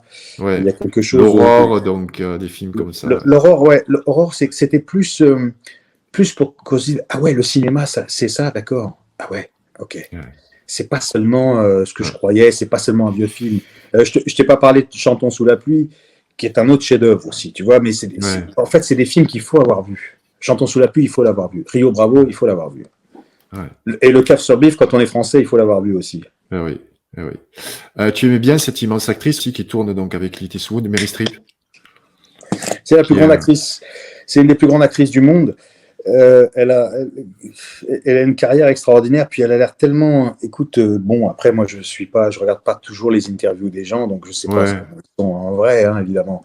Mais Meryl Streep, quand on voit les films, quand on la voit, même si on la voit très peu, dans Voyage au bout de l'enfer, quand on la voit dans les films avec Dustin Hoffman, c'est une femme dont on voit la Out of Africa, c'est la beauté. Et c'est une véritable actrice, c'est quelqu'un qui a un physique normal et qui radie de beauté. Et dans ce film, elle est magnifique parce qu'on voit des acteurs qui ont un âge qui est différent de ceux qu'on peut avoir. C'est pas une histoire d'amour de teenager. C'est pas Breakfast Club. C'est ça. Et c'est vachement beau parce que c'est toute la profondeur. En plus, ça se passe dans une Amérique, tu vois. Qui est pas le Greenwich Village new-yorkais, tu vois. Donc c'est vraiment, c'est un beau film. Ça, c'est un film qu'il faut voir, ouais, bien sûr aussi. Ouais. Alors deux films pour terminer, deux films récents. Un film donc de James Gray, un film qui a été tourné donc dans les années 2000. C'est ça, récent, mais qui est quand même de 2000. Alors, je ne t'ai pas cité Le Parrain dans les 10 films, mais il aurait pu y être. Ouais. Je leur fais une émission, je te donnerai une autre sélection, mais The Yards. En fait, moi, j'ai découvert James Gray, qui avait fait Little Odessa et qui a fait aussi ce film sur New York, We Own the Night. Ensuite, toujours avec Joaquin Phoenix et Mark Wahlberg. Et si tu veux, The Yards, il faut savoir qu'il a eu un problème de montage parce que avec son producteur, il y a eu comme une espèce il n'avait pas le final cut, donc il n'a pas eu la fin qu'il souhaitait, mais il y a un director's cut en DVD qui existe avec la fin qu'il a souhaité, qui change sans changer, c'est vraiment un truc. Mais The Yards, c'est d'une beauté, bon après ça va être c'est particulier, mais pour moi c'est presque aussi fort que Le Parrain. Alors c'est pas aussi choral que Le Parrain, bien sûr, c'est pas Brando, tout ça. Ouais. Mais on voit Joaquin Phoenix et Mark Wahlberg. On les voit. Faut savoir que James Gray, c'est un juif new-yorkais ce sont des immigrés dans sa famille, c'est des immigrés russes. Et c'est comme ça qu'il a fait Little Odessa, tu sais, qui est un peu la cité mafieuse russe de New York. Enfin, c'est pas tout à fait New York, c'est à l'extérieur de New York. Et c'est magnifique. Il y a Faye Dunaway dedans qui fait une tente. Enfin, c'est super beau. La lumière est magnifique. Il y a Charlize Theron, évidemment, avant qu'elle ait l'Oscar. La lumière est magnifique, la musique est magnifique, l'interprétation est sublime. Et tu vois ce film-là, il a 21 ans. Il a 21 ans. Il n'a pas vieilli et mais il est très très fort. Ça, c'est un vrai film. Je peux pas dire un vrai film de gangster. Il y a James Caan dedans, donc la caution du Parrain. Il y a vraiment, c'est un film. Et ça, je te parlais de tragédie grecque tout à l'heure. The Yard, c'est une tragédie grecque. Et il faut vraiment voir ce film. Ça, c'est un truc, si vous voulez passer un bon moment et voir un vrai film où il va se passer des choses, un film sur New York, sur ce qui se passe à New York, sur la corruption, sur les rapports humains, Waouh, ce film, il est... Ce film a fait découvrir James Gray. Il faut savoir que ce film, il a eu un succès en Europe, mais ça a été aussi un échec commercial. Et ensuite, James Gray, il a été obligé de donner des cours dans des universités pendant 10 ans. Il n'a pas pu faire d'autres films avant, alors que ce film est un chef-d'œuvre. C'est aussi les vertus et les inconvénients de ce système américain. C'est que c'était un mec qui avait un talent, qui a toujours ce talent incroyable, extraordinaire, et il n'a pas pu faire de film. Voilà. Donc, c'est pour ça que ces films-là, C'est comme si James Gray sort un film, je vais le voir au cinéma, quoi qu'il arrive, si je peux, le premier jour, à la première heure de sa sortie. C'est comme Jacques Audiard, Ok. et c'est comme un James Bond. C'est des films que j'essaie de voir tout de suite Ouais. dès que ça sort. Et James Gray en fait partie. James Bond bientôt, hein, je crois qu'il sort en octobre, c'est ça? Oui, mais tu sais... Ouais. oui. Voilà. Ça va être Bientôt. peut-être un peu compliqué pour y aller. Mais bon. Voilà. Bon, Et bah, dernier film de ta sélection. Je parlais en introduction de ces films hein, qui quelquefois nous font frissonner. Tu aimes les films là qui te font un petit peu flipper? écoute, Et, j'aimais beaucoup quand j'étais plus jeune, et ça m'a Ouais. passé, parce que je trouve, on parlait des années 80, je trouve qu'à cette époque-là, quand ils faisaient des films qui faisaient peur, c'était du caviar. Les Aujourd'hui, Griffes de la nuit, ouais, Vendredi 13, extraordinaire. Halloween. Hein. J'ai eu un petit kiff quand j'ai vu, tu sais, ce film un peu série B, là, tu sais, où tu sais, la mort attrape les jeunes. Les jeunes, ils vivent un truc, hop, le mec, il s'en Oui, rend compte. c'est c'est très bonne histoire. Destination Finale. non Finale. Ouais, le 1 et le 2, j'ai trouvé ça Ouais. pas mal, et du coup, je les ai vus au cinéma, j'ai bien aimé. Mais là, ça, c'est autre chose. Alors, Si on peut en ouais, parler. c'est autre chose. C'est un film qui a une forte réputation. C'est un D'accord. film qui a été tourné, oui, en tout cas dans le milieu des cinéphiles. Je cherche la date de réalisation. Je crois que c'est 2013. 2016. 2016. Ouais, Écoute, c'est un 2016, film, c'est un film américain. Donc, ouais, tu vas l'annoncer. C'est le Ouais, dernier de ton bonus. c'est 10 Cloverfield Lane. Écoutez, moi, en fait, ce film, faut que je vous en parle parce que il y a aussi d'autres films. C'était le cas avec un film pour moi d'un autre réal, je vous en parlerai peut-être tout à l'heure. Mais ce film-là, en fait, j'avais vu le teaser, et le teaser, waouh, j'ai vu le teaser sur IMDb. C'était vraiment un teaser, c'était pas une bande-annonce, et tu te demandais, waouh, qu'est-ce que c'est que ce film? Et en voyant le teaser, je voyais bien dans quel type de décor ça se passait, mais je ne soupçonnais pas que ça allait être ce que j'ai vu. Et lorsque je l'ai vu, bon, il y a une espèce d'intro, ensuite il se passe un truc comme une sorte de huis clos. Et On peut pitcher parce que je suis dans un bunker. Je broadcast ok, dans un bunker. Eh ben justement, Donc le pitch, c'est voilà, Le c'est une pitch, jeune c'est dans fille un qui a bunker. un accident de voiture. Elle se retrouve Écoute, en fait, elle se réveille dans un elle se bunker réveille dans un avec bunker. deux gars. Et dans un Avec- qui lui dit mais dehors c'est une catastrophe, tout ça, il faut rester ici. Et en fait, vous êtes protégés, je vous ai sauvé. Voilà, exactement. Et on voit des C'est tout. gens. On vous dit pas, on vous dit Voilà. plus rien. Et on voit quelqu'un qui est vraiment sympa. C'est John Goodman, je crois qu'il s'appelle. Tu sais, cet acteur-là, qui a une forte corpulence qu'on a vu dans The Big Lebowski. Oui, tout à fait, ouais. Un acteur, c'est une tuerie, le mec. Un jeune acteur aussi. Tout dans ce film est bien. Le scénar, les décors, l'interprétation, c'est un régal. Et surtout, en fait, j'étais avec un ami. Moi, je savais qu'il était bien, ce film. J'étais avec un ami. Et il voulait voir un autre film, et fort heureusement, c'était Batman contre Superman, et il n'y avait plus de place. Je dis, viens, on va voir ça, parce que ça, c'est bien, je sais que je sens bien. On a été voir ce film, bon, lui, moi, j'ai adoré, et je l'ai revu 2 jours après avec ma compagne de l'époque. Et je dis, il faut qu'on voit ce film, il est extra. Et ça, alors là, si vous voulez, je crois qu'il est sur Netflix.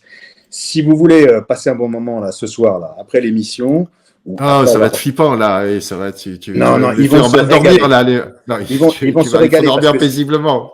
L'actrice principale, donc le personnage principal, c'est une femme, et on vit tout à travers elle, et on passe par des. C'est-à-dire, ce qui arrive dans un film, c'est même de plus en plus rare, on devine ce qui va se passer souvent. Dans la mise en scène, on nous fait comprendre que quelqu'un va arriver par derrière, que oh merde, il n'aurait pas dû faire ça. Oups, attention, l'autre il arrive. Et c'est pas ce qui arrive. Il arrive d'autres choses, et on ne soupçonne pas à quel point ça peut aller en ce sens.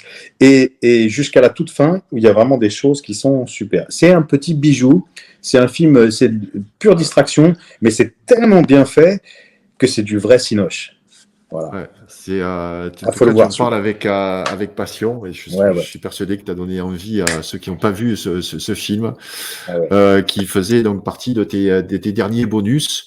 Et là, on va découvrir donc le film que tu places au-dessus de tous les autres. C'est une question que je t'ai demandé là juste avant de prendre le direct. C'est ça. Donc, je t'ai pris un peu au dépourvu, mais t'as pas en fait forcément hésité. C'est un film, là aussi, j'en ai entendu parler, je ne l'ai pas vu, et c'est un film qui est soviéto, en fait, cubain. Ouais. De 1964, je vous donnerai pas le nom du réalisateur parce que déjà, j'arrive pas à le lire là, j'ai pas mes lunettes, mais en plus il est imprononçable. C'est Mikhail Kalatozov. Mikhail Kalatozov. Et Kalatozov. donc, ce film, donc, que tu places au-dessus donc, de tous les autres. Oui, c'est Soy Kuba. Et je vais vous dire pourquoi. Alors après, c'est un choix personnel par rapport à la Ouais, thématique de l'émission. C'est pas forcément le film que j'encouragerais. Enfin, j'encouragerais pas forcément tout le monde à le voir. Mais si parmi nos amis qui nous regardent, les gens ont envie d'avoir une sorte de leçon de cinéma véritable, ils peuvent voir ce film. Parce que l'histoire de ce film, moi j'ai entendu parler de ce film en 2002, 2003. Et en fait, c'est Martin Scorsese qui a récupéré ce film de nulle part, qui n'avait jamais été distribué, qui n'était jamais sorti. Et maintenant, je vais vous expliquer pourquoi, de ce que j'en ai oui. su, de ce que j'ai appris, peut-être à vérifier, ça s'est peut-être pas exactement passé comme ça, mais à l'origine, Fidel Castro et le Che, ils ont fait une commande d'un film pour servir la propagande communiste à Cuba. Donc, ils ont pris le meilleur réalisateur russe de l'époque, qui est Mikhail Kalatozov, qui avait fait Quand passent les cigognes, qui est un chef-d'œuvre. Et donc, ils ont pris ce mec qui est arrivé là-bas, et il a filmé Soy Cuba. Et le film est tellement fort, tellement incroyable. À noter qu'il y a un acteur français dedans, qui s'appelle Jean Bouilly, ce qu'on a pu voir notamment dans les films de Luc Besson. De Luc Besson. De Luc Besson, donc tous ses films, c'était son acteur fétiche. Tous les premiers, c'était son acteur fétiche, hein, dans Exactement. le dernier combat, notamment. Exactement, qu'on a pu voir aussi dans ce film magnifique de Jean-Jacques Hano, avec Patrick Devers, qui s'appelle Coup de tête. Où il fait le rôle du chef de l'usine. Et qui est un peu immense film, Coup de tête. Immense film, avec France Douméac, qui est une femme formidable, qui est décédée malheureusement, que j'ai connue, qui était la femme d'un réalisateur. Mais bon, bref, Soy Cuba, c'est un film. En fait, quand tu vois Soy Cuba, tu comprends. Tous les réalisateurs, ils en ont parlé. Hein, même Kassovitz, il en a parlé très justement. Il y a des choses qui sont faites dans ce film. On se dit, mais comment ils ont fait? Parce que c'est des choses qu'on peut faire aujourd'hui, mais qu'on fait moins bien, avec 100 fois plus de moyens. Et donc, on arrive quand même à voir certaines astuces qu'ils ont utilisées, des câbles, des choses, mais c'est une succession. Alors, la prouesse technique, elle est là. C'est une succession de plans-séquences. D'accord. Des plans-séquences, en fait, c'est que du plan-séquence. Explique-nous ce qu'est un plan-séquence pour les personnes qui... Un plan-séquence, c'est quand une séquence est filmée en un seul plan. C'est-à-dire qu'on ne coupe pas. Parce que si vous voulez, quand on tourne une séquence, parfois, on tourne un plan large, on tourne toute la scène en plan large, ensuite on coupe, on l'a fait plusieurs fois, ensuite on change de position de la caméra et on retourne toute la scène avec un plan un peu plus serré. On fait la même chose avec un autre plan. On fait ça plusieurs fois, ce qui fait qu'une scène, en général de 1 minute, 2 minutes, on prend 2-3 heures pour la tourner parce qu'on tourne tout dans un sens, tout dans l'autre, tout en serré, tout en petit. Plusieurs cadrages comme ça. Voilà, différents cadres qui vont donner, en fait, ce sont différents plans. D'ailleurs, c'est pour ça que quand on fait le clap, on dit séquence 1, 3/5, par exemple, c'est la séquence 5 et c'est le 3e plan sur 5 plans. Enfin, bon, voilà, donc, un plan séquence, c'est qu'on va faire fi de toutes ces différences de plans et on va essayer de raconter cette séquence, cette histoire, cette scène avec un seul et même plan. Donc, il va y avoir forcément un mouvement pour qu'on puisse aller chercher tous les protagonistes de cette séquence dans leur évolution dans ce même décor. Et parfois, le décor change. Donc, la caméra va accompagner la personne qui passe de la chambre au salon, qui s'assoit, qui va chercher un truc. Tiens, elle a oublié quelque chose, donc elle repart, elle ouvre la porte, elle prend l'ascenseur, elle descend l'ascenseur et elle va dehors. Bon, tout ça est fait en un seul plan. Et à l'époque, avec les contraintes de pellicule, parce qu'il faut savoir que la pellicule, ça faisait un magasin qui est assez long pour filmer longtemps, ça représente un volume assez imposant à déplacer. C'est pas des petites caméras épaules qu'on peut avoir aujourd'hui en 35 mm. Et même quand on est passé en DV, tout ça, c'était une prouesse technique. Et Soy Cuba, il y a une prouesse technique, une prouesse artistique parce que ça raconte quelque chose d'extrêmement puissant, une révolte à Cuba, la montée, les différences entre un paysan, les différences avec ceux qui profitent de la vie, où on a l'impression qu'on a ces différentes histoires qui en racontent une seule et même histoire, l'histoire de Cuba, en fait. Et donc, le film était tellement fort, tellement puissant, que leur outil de propagande, il était tout d'un coup, il était à double tranchant. Et donc, ils n'ont pas su quoi en faire de ce film. Ils se sont dit, mais il est tellement fort, on n'est pas sûr du parti pris que les gens pourraient prendre en voyant ce film. la force du truc, tu vois. Donc, ils se sont dit, on va pas le sortir. Et ils ne l'ont jamais sorti. Et c'est Martin Scorsese qui a fait émerger ce film de là où il était, complètement caché, et même Martin Scorsese le dit lui-même, c'est quelque chose qu'il a réconcilié avec le cinéma. Et donc, si vous voulez avoir vraiment une leçon de ce qu'est le cinéma, il y a d'autres films, hein, évidemment. Mais Soy Cuba, pour moi, c'est vraiment une référence dans ce que peut être le cinéma. C'est en noir et blanc, ça dure 3 heures, c'est une succession de plans séquences, donc faut s'accrocher, c'est pas la dernière série Netflix. Mais par contre, vous allez voir des plans qui ont été faits par la suite par des réalisateurs américains, par exemple celui qui a fait Boogie Nights et qui a fait... comment ils s'appellent, ils ont le même nom. Enfin, c'est des trucs, des plans qu'on pensait que ces réalisateurs-là avaient inventés. Et en fait, il y a un Russe qui a fait ça à Cuba avant, dans les années 60. Et ça, il faut le savoir. Sinon, quand tu parles de cinéma, si tu sais pas ça, tu perds quelque chose, c'est une référence. Voilà. Oui, là, tu parles beaucoup de la prouesse en fait technique, mais il y a aussi certainement l'histoire en fait. Il y a une histoire d'une jeune fille qui va finir prostituée. Il y a toute cette histoire, donc différents protagonistes qui font Cuba. Ouais. Et tu vois aussi l'histoire de cette fille, certes, mais tu vois surtout un mec qui tout d'un coup va porter en lui la révolution. Et c'est ça qui est très fort. Tu vois par exemple des mecs qui font des cigares dans une espèce de manufacture, et puis tout d'un coup il y a une caméra qui passe à l'intérieur de là où ils travaillent, et elle passe par la fenêtre et elle va rejoindre un convoi de personnes qui manifestent, et tout ça dans le même plan. Et si tu veux, ça raconte, comme c'est une succession de plans séquences, c'est une succession de tableaux, et chaque tableau a son importance. Tu peux pas dissocier, tu te dis voilà, c'est juste... c'est l'histoire de Cuba, de ce que ça peut être, de ce qu'est la révolution. Et cet outil de propagande était trop fort. Donc, ils ne s'en sont pas servis. C'est assez extraordinaire. Ça va au-delà de l'histoire. Mais tu es touché par chaque scène parce que, par exemple, le troisième plan, c'est un paysan qui pleure parce qu'il est en train de cuire au soleil et il n'arrive pas. Il est sous la comment dirais-je, c'est pareil, c'est toujours ces histoires de misère, tu vois, qu'on peut retrouver dans le peuple japonais qui est défendu par des samouraïs. C'est toujours la même chose. Et c'est l'histoire humaine. Voilà. En tout cas, tu nous as raconté de belles histoires ce soir, Philippe. Merci beaucoup. Tu nous as régalé. Je vais récapituler non pas tes 10 films. En fait, tu as 10 films plus 4, 3 bonus. Et un film que tu places au-dessus de tous les autres, c'est Soy Cuba pour plein de raisons. Tu nous as expliqué. En tout cas, tu nous as donné envie de découvrir ce chef-d'œuvre. Si tu as un petit moment, tu restes un petit peu avec nous. Si on a quelques questions dans le chat, posez-les, les amis. On va rapidement récapituler. Donc, Ruée vers l'or, Charlie Chaplin, un film qu'on voyait, je pense, tous les deux pendant les périodes de fête. Les fêtes, ouais, tout à fait. Des bons moments en télévision, film donc noir et blanc. L'Aurore. Donc, un film également en noir et blanc, peut-être un petit peu beaucoup moins connu, Murnau. Ruée vers l'or. Et par contre, très connu dans le milieu cinématographique. Gentleman Jim, donc histoire d'un boxeur irlandais, donc joué par Harold Flynn. Ouais. Les Enfants du Paradis. Alors, je ne sais pas si j'aurai le courage de voir 2 fois 2h30. Ouais, 2 fois 3 heures quand même. Mais même 2 fois 3 heures, ok.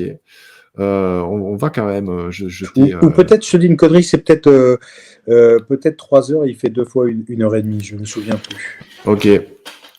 Donc ça, c'est vrai que c'est un film dont tout le monde connaît le titre, en tout cas, Les Enfants du Paradis. Ça fait partie de notre patrimoine, patrimoine français. Ouais. Film italien, Le voleur de bicyclette, film terriblement, en fait, émouvant. Terrible. Qu'on vit d'une manière différente aujourd'hui, mais quelque part, à l'époque, les choses étaient plus claires, elles étaient plus rationnelles, elles étaient terribles. Aujourd'hui, heureusement, on ne vit pas cette même misère. Elle a pris une autre physionomie aujourd'hui, la misère intellectuelle, la misère physique, la misère. Ça existe encore malheureusement aujourd'hui, mais ça a une autre physionomie. Mais on est mieux aujourd'hui qu'à cette époque-là, quand même. Ça représente aussi tout le cinéma italien avec toute sa richesse des années 50, 70. Extraordinaire. Tu sais, je fais un petit aparté pendant ta coupure. Oui. Jean-Paul Belmondo nous a quittés et si tu veux, ils ont rediffusé plein de films. Et il y avait ce film qu'il a fait au tout début de sa carrière en Italie avec Claudia Cardinal.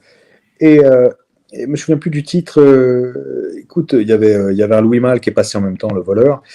Et quand tu vois ce film en noir et blanc où il dit pas un mot, Belmondo, avec Claudia Cardinal qui joue une prostituée et puis lui il veut lui rendre visite, il vole son employeur pour pouvoir aller lui rendre visite. Et j'ai vu une bribe, un extrait de 10 minutes. Et encore une fois, à cette époque-là, bon, c'était après Le Voleur de bicyclette, mais chaque plan du film, c'est un tableau, c'est une photo. C'est magnifique. Il y a des jeux de mise en scène qui sont extraordinaires. C'est un film qui n'a pas pris une ride, si ce n'est qu'il est en noir et blanc, mais c'est d'une profondeur par rapport à tous les autres films qui ont pu être faits après, qui aujourd'hui sont quand même. On voit que la patte du temps est passée par là. Là, ce sont des films. Voilà. Le cinéma italien de cette époque-là était extraordinaire. Ouais, tu parlais de la disparition donc de Jean-Paul Belmondo. Tu peux nous Ouais. dire un petit mot sur ce qu'il représentait pour toi? C'est quelqu'un qui. J'ai eu la chance de le rencontrer une fois. Enfin, je l'ai vu 2 fois, mais j'ai vraiment déjeuné avec lui une fois grâce à Antoine Duléry, qui est un ami. C'était un ami commun. Et donc, c'est quelqu'un. J'ai ressenti à son contact ce que pouvait être quelqu'un une forme de décontraction intelligente, une forme je sais pas, pour moi, il avait tout compris, ce gars-là. Donc, il était, bon, diminué, forcément.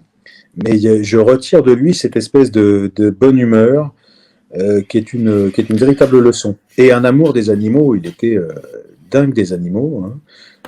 C'était vraiment quelqu'un qui est très sympathique, vraiment incroyable. Au-delà de la dimension physique de l'acteur que j'évoque même pas, parce que si tu veux, ça c'est comme si, bon voilà, c'est là, je sais déjà tout ça, je le connais par cœur. Incroyable. Mais là, quand de l'avoir vu, moi je suis ressorti de ce déjeuner et j'étais de bonne humeur parce que j'étais très content de l'avoir rencontré, mais je me suis senti bien pendant plusieurs heures parce que j'avais été à son contact et que j'avais eu la chance de capter cette très bonne énergie et de savoir comment il fallait se comporter, il fallait être cool. Et qu'en fait, la véritable leçon, elle est là, il était cool, vraiment cool. Donc, Dégager de la sérénité. Oui, il y avait une forme de sérénité et de bonne humeur, de sympathie bienveillante. Et surtout, j'avais l'impression qu'il se marrait un peu sur plein de trucs. Et c'est des choses qu'on fait tous, plus ou moins. Mais lui, c'était aussi sa marque de fabrique. Donc, il y avait un côté, ah tiens, bah, en fait, on peut être comme ça. Il faut s'autoriser à l'être. Et tu sais, les gens les plus intelligents, en général, ils ne manquent pas d'humour. Et donc, c'est toujours une leçon quand tu vois des gens qui sont comme ça. Tu te dis, ah ouais, donc voilà, ok, on peut s'autoriser à avoir ce second degré. Au contraire, c'est même un mode de vie très important.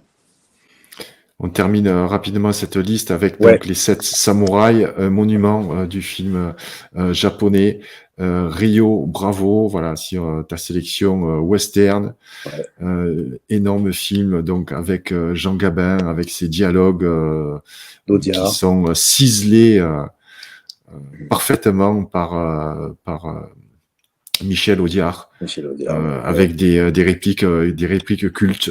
Grand film des années 80, Breakfast Club. John Hughes. Tous les films de John Hughes peuvent se regarder. Hein. Vraiment, on trouve une. Ouais. Ça aussi, c'est des films, en fait, on ressort joyeux, en fait, et positif. Ouais, complètement. Braveheart, immense film, immense réalisateur, immense acteur. La route de Madison, là aussi, hein, pareil. On peut dire la même chose de Clint Eastwood. Hein, voilà, exactement. The Yards, 10 Cloverfield Lane, et puis ton coup de cœur, vraiment, Soy Cuba. Soy Cuba, faut le regarder si vraiment vous avez envie d'aller vers le cinéma.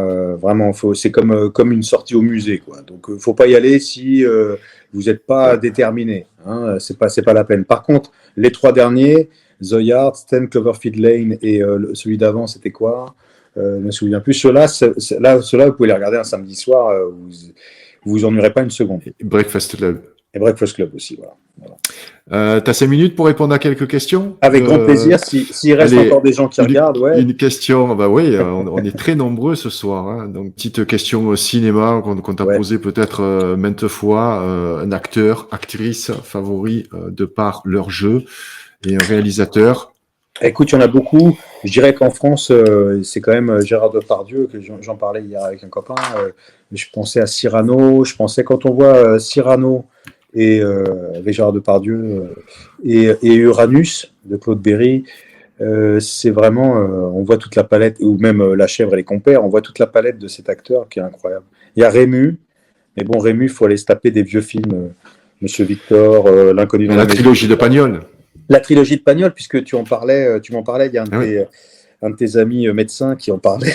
Ah oui, Et donc, trilogie magnifique. Rému était considéré comme le meilleur acteur du monde par beaucoup de Ouais. gens. Ouais. Je crois que c'est Spielberg qui l'avait vu ou Scorsese, je sais plus. Ouais. Ouais. Moi, j'aime beaucoup Depardieu, j'aime beaucoup Binoche, évidemment. J'aime beaucoup. Tu vois, Virginie Efira, par exemple, je ne l'ai pas vu mal jouer une seule fois. J'ai pas vu. Ok. J'ai vu un film qui s'appelait 20 ans d'écart, qui est une comédie avec Pierre Ninet. Bon, voilà, mais j'ai trouvé super. Les deux, je les ai trouvés super. Et Virginie Efira, il n'y a pas un film où je l'ai prise en Ok. faute de. C'est une super actrice, elle est belge. Maintenant, il y en a un paquet des acteurs, des actrices que.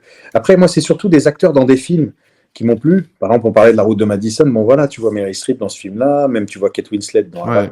dans Titanic. Tu vois, les actrices ont ce truc aussi.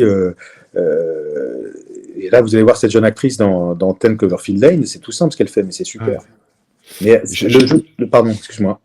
non, je reconnais que cette sélection est très difficile en fait à faire, parce que retenir comme ça juste 10 films, Ouais. parmi, tu aurais pu en citer à mon avis une centaine, hein, on aurait pu rester peut-être Ouais. toute la nuit, Ouais. et en citer beaucoup d'autres films, donc tu J'en fais j'en un ai, choix éclectique. j'en ai 2000 chez moi. J'ai 2000, Ouais.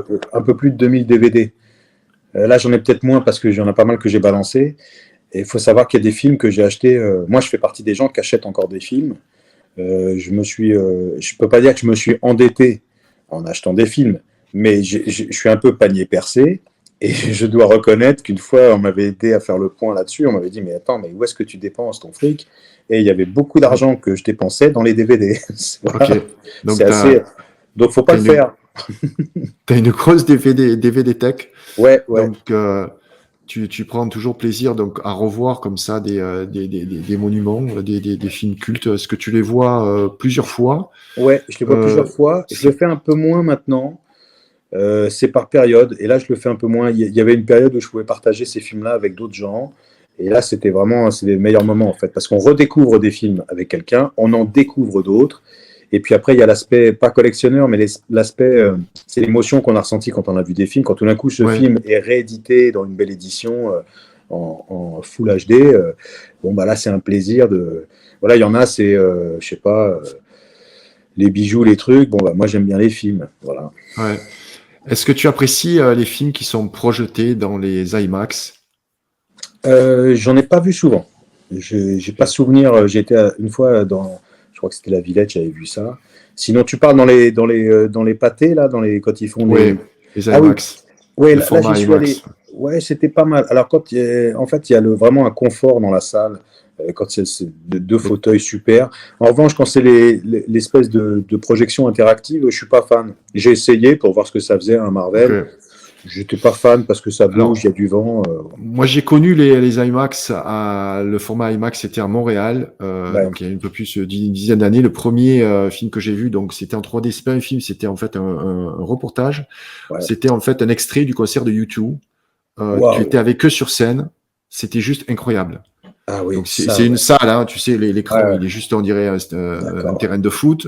Ouais, ouais. Tu es comme ça, tu es face à l'écran, mais là, c'était une immersion totale. Ah ouais, J'ai ça, pris un j'aimerais pied bien. extraordinaire avec une 3D qui est plus réelle en fait que la réalité elle-même. Ensuite, les films en 3D IMAX, j'aime pas forcément. Ça, Mais il y j'ai en a jamais un que je fait. vais sûrement y aller. Je vais retourner. Ça faisait quasiment 2 ans que j'allais pas donc au cinéma. Ouais. C'est le film Dune Oui, de Villeneuve, ouais, qui ouais, est projeté également en IMAX, et il a voulu tourner donc en décor naturel en Jordanie. Pareil que voilà, c'est le type de film quand même qu'il faut ouais, faire un complètement. effort d'aller dans les salles obscures quand même, parce que Ouais, ouais, ouais, ouais, c'est pas des complètement. films Ouais. qui se découvrent sur le petit écran. Tout à fait Donc d'accord. J'ai parlé de ça avec un ami tout à l'heure. Et pareil, il m'a dit qu'il allait voir Dune. Et là, tu es la deuxième personne. Je pense que je vais y aller aussi. Écoute, les critiques sont excellentes. Il suit donc les traces du roman d'Herbert. Ouais. Et donc, ça va être un grand moment de cinéma. Merci beaucoup, Philippe. Est-ce que tu as pris plaisir à faire cette émission avec moi? Beaucoup, beaucoup, comme à chaque fois. Et en plus, je suis très honoré de te faire la primeur sur la première émission. Bon, avec les aléas et Oui, mais c'est la technique, mais c'est pas grave. C'est pour ça que je diffuse en privé. Tu sais que nos membres sont indulgents. On sait qu'on Ouais, diffuse puis avec après, les moyens du bord, mais je vais cutter. Je ferai une version publique où je vais insérer aussi des fois les extraits, tu vois, ouais, très pendant bonne qu'on idée. parle, Ouais. sans mettre le son, tu vois, pour qu'on voit aussi Super. des images, des trucs comme ça. Je vais faire de la post-production derrière. D'accord, génial. Donc tu as pris plaisir à faire cette émission. Tu trouves que le format est original? Est-ce que Ouais, je trouve super. Et puis, moi, j'aime beaucoup. Alors, évidemment, moi, je vais pas me regarder, mais c'est vrai que quand je vois des gens qui sont d'univers assez différents, puis qui nous parlent des choses qu'ils aiment ou des choses qu'ils ont envie de partager, souvent, je suis assez curieux et souvent, on retire dans l'ensemble des choses qui sont citées, souvent, on retire une chose ou deux qui sont pas mal pour nous. Et c'est comme ça qu'on peut, un peu comme si on avait une conversation ensemble quelque part, et tac, t'as un titre qui sort, et tu dis, ah, tiens, on gagne du temps. Ça nous permet de bénéficier déjà d'une petite sélection de quelqu'un d'autre. bien sûr, Ça peut nous amener aussi, on gagne du temps dans la culture parce qu'on n'a pas que ça à foutre que de regarder plein de films ou de lire plein de bouquins qui servent à rien. Il y a aussi des choses, des fondamentaux. C'est pour ça que dans la sélection dont on a parlé, encore une fois, il y a vraiment des choses qui sont vraiment, parce qu'on a parlé de cinéma et que c'est du sérieux quelque part. Mais j'aurais très bien pu citer des choses qui étaient beaucoup plus proches de la distraction, c'est des choses que j'affectionne. Et c'est pas le cas pour tous les films. Mais les trois quarts sont des choses qui peuvent se regarder, on s'emmerdera pas une seconde. Après, pour Soikuba ou même les 7 samouraïs, c'est déjà un peu plus pointu. Ou l'aurore, faut déjà se forcer un peu. L'aurore, encore ça se regarde. Mais Soikuba, c'est déjà, faut faire un petit effort. Et sinon, les autres, je dis The Yards, c'est vraiment un film. C'est un film à voir, vraiment, vraiment. merci beaucoup, Philippe. Merci à vous tous Merci qui à avez toi. suivi ce direct. Ouais, merci à tous les membres du club que je ne connais pas, mais un petit peu quand même. Il y en a qui te connaissent très bien. Il y en a qui te suivent vraiment. Tant mieux, tant Voilà, mieux, tant mieux. très attentivement sur les réseaux sociaux, qui voient toutes tes replays et qui sont très super. fans notamment de cette. Dis donc, je saute du coq à l'âne, mais tu sais que j'ai acheté des graines de chia parce que moi, je sais que je suis fan de ta connaissance en termes de diététique, en termes de sport, de bien-être, tout ça. Et donc là, j'ai acheté les graines de chia, je vais les faire tremper. Tu les as fait tremper dans le lait végétal, hein, c'est ça? Ah, t'as vu mon petit déjeuner de ce matin alors? Bien sûr, je l'ai vu, je l'ai partagé. Il est terrible. Terrible. Et j'ai vu qu'à la fin, en plus, tu parlais de l'émission, donc j'ai dit, j'ai bien fait de la regarder, parce que tu vois, tu parlais de ça. Et écoute, ouais, je vais faire ça, j'ai acheté ça tout à l'heure. Super, en plus. Tu prends, en fait, soit tu as un petit bocal. En fait, il faut à peu près la valeur d'une tasse de lait végétal. Moi, je le coupe moitié-moitié, lait végétal. Avec de l'eau. Parce que le lait végétal, pour moi, des fois, il est un peu écœurant, tu vois. Donc, je peux faire un truc un petit peu plus léger. Et quand tu as ça, en fait, de liquide, tu mets 3 cuillères à soupe. 4 cuillères à soupe. 4 cuillères à soupe bondées de graines de chia. Ça te fait à peu près 30-35 grammes. Par contre, c'est bien de le mettre dans un... tu vois, tu le mets dans des trucs comme ça. Fermé. Dans des bocaux fermés parce que les graines de chia, pendant 2-3 minutes, il faut que tu les secoues. Sinon, si tu les laisses comme ça, elles s'agglomèrent en bas, elles gonflent, mais elles vont toutes se coller. C'est immangeable. D'accord. Donc, il faut, pendant 2 minutes, tu secoues un petit peu, tu vois, où tu le poses, et puis tu secoues, voilà. Au bout de 2-3 minutes, ça a déjà un petit peu gonflé, tu peux le laisser au réfrigérateur. D'accord. Et ensuite, tu le sors le lendemain, et là, je te fais une base avec ta pleine alternative. Donc là, j'y ai associé, tu as vu la banane écrasée avec du citron, parce que j'adore ça. Tu mets, si tu as des amandes ou des noix de cajou, là aussi, tu les fais tremper la veille. Tu as activé la germination, c'est génial. Et après, tu mets dessus du cacao cru ou de la caroube, ou tu peux mettre des raisins secs. Voilà. Ça te fait un bon petit déjeuner, tu vas avoir léger, tu n'as pas le ventre très lourd. Et tu peux, je sais pas si toi tu t'entraînes sans manger, mais moi, il faut que je fais les deux. Si jamais je fais un peu de poids, je mange un peu avant, quand même. Voilà, et ça tu peux manger, c'est léger, ça va pas te rester sur l'estomac. D'accord. Tu as les bons acides gras avec les oléagineux. Tu as le sucre rapide un peu de la banane. Tu as les protéines avec le chia, c'est magnifique. Eh ben, écoute, je regrette pas de t'avoir demandé encore une dernière modif ce soir, parce que je vais préparer ça tout à l'heure. Super. Bah, merci beaucoup, top. Merci à toi. Les membres du Philippe. club, je vous embrasse.